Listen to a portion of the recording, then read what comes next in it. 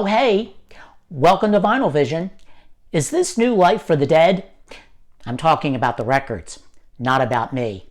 Who would have guessed that a 70-year-old format, which was considered deceased 30 years ago, would still be around today and be more popular than ever? And who would have thought that an old guy like me, who was born in 1980, would still be around to collect them? Okay, here's where we left off. The last time you were here, I was talking about a record that got released by A&M back in 1978 called No Wave. If you missed that episode, well, here it is again.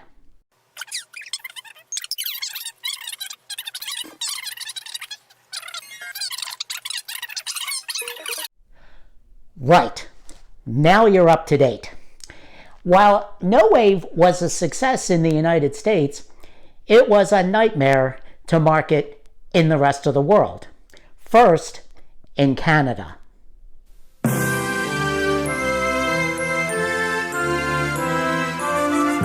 Because the music business is made up of approximately 10% musicians and 90% lawyers, it quickly became obvious that the Stranglers, who were under contract to A&M in the United States, were under contract to other record labels in the rest of the world, including Canada.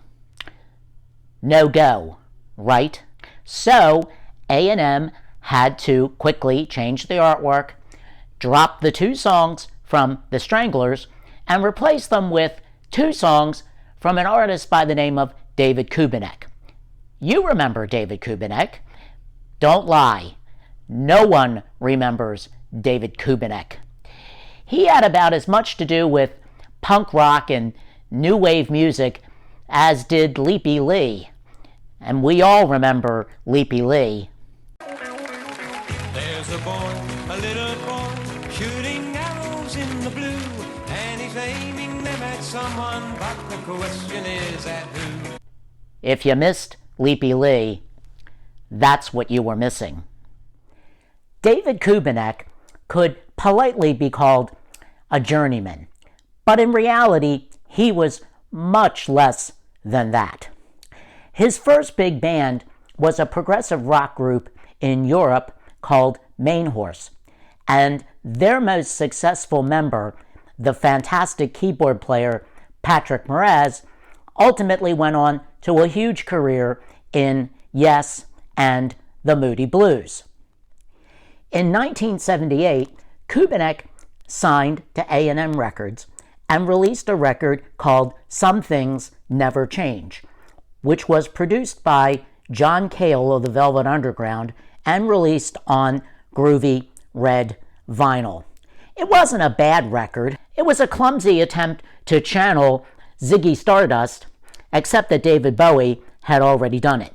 So the artwork for No Wave was changed, and off to Canada it went, where it did apparently nothing for David Kubenek. Next stop, England, and that's where things really got interesting.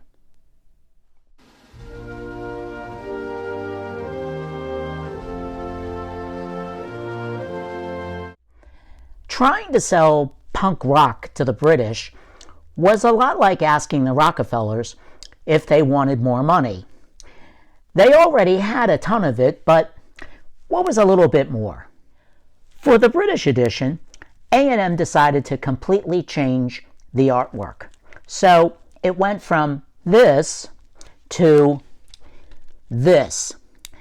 Not as groovy, in my opinion, but nobody asked me.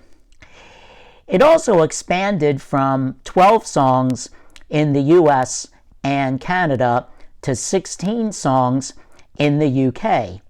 And it was also pressed on groovy, transparent vinyl. Take a look at that.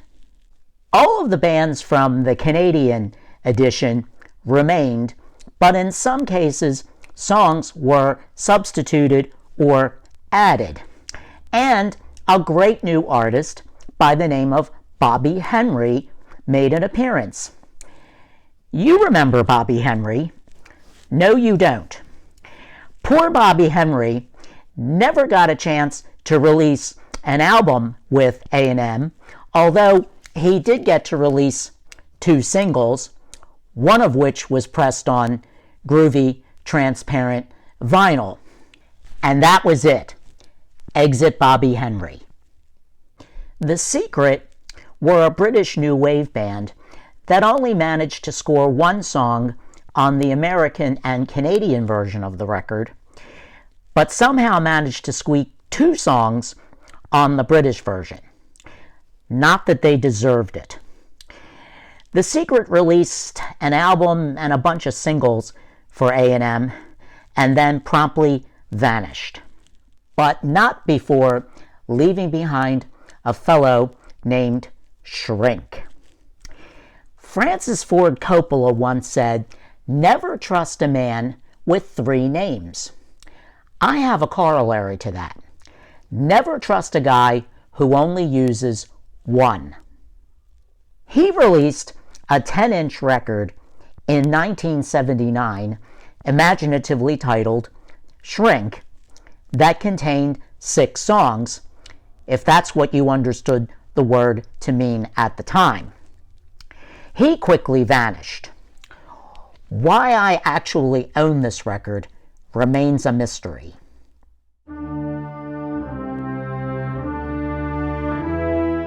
Finally, it was Japan's turn. Now, if it's true that the Americans liked all the music that the British liked, then it's also true that the Japanese loved all the music the Americans did.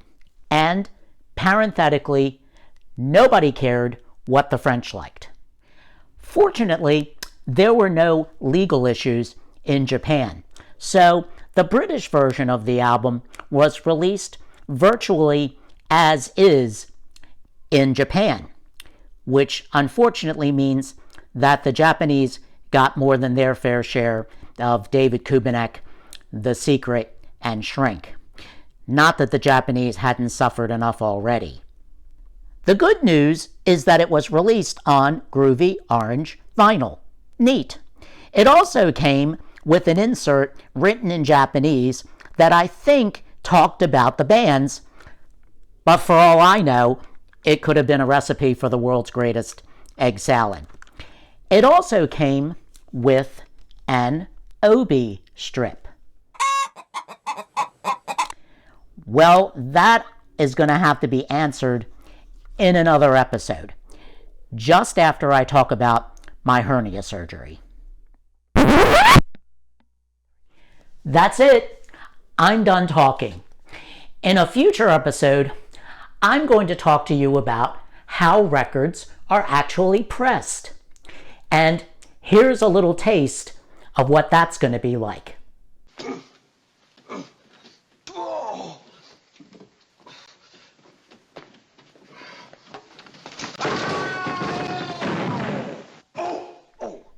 Believe you me, folks, you won't want to miss it. In the meanwhile, goodbye from Vinyl Vision. Now go listen to some records.